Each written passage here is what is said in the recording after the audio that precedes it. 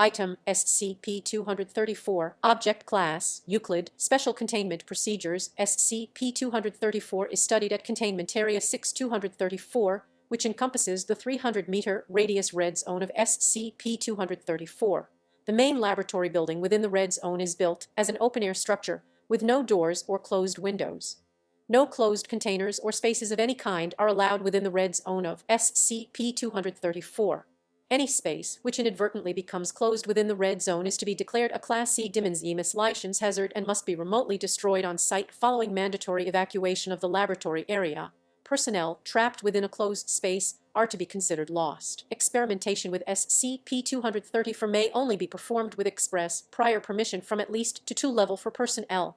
Experimentation which introduces closed spaces into the Red Zone of SCP-234 may not exceed 1 L in volume and must be treated as a Class C emissions hazard. Description: SCP-234 is a species of organism of presumed extra-medicinal origin resembling fish measuring approximately 25 mm in length. SCP-234 does not appear to have any eyes or light-sensitive organs, but navigates via a highly evolved sense of echolocation.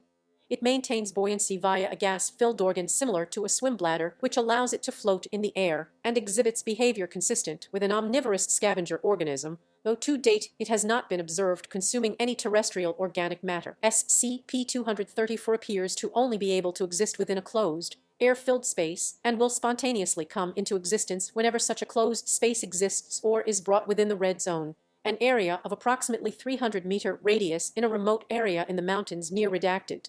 When an SCP-234 specimen is startled, killed, brought out of the Red Zone, or the closed space containing the specimen is breached, all matter including air within the closed space is immediately additionally evacuated with sufficient force to cause a catastrophic implosion within the surrounding area. SCP-234 was discovered following a series of incident reports and disappearances of backcountry hikers near redacted.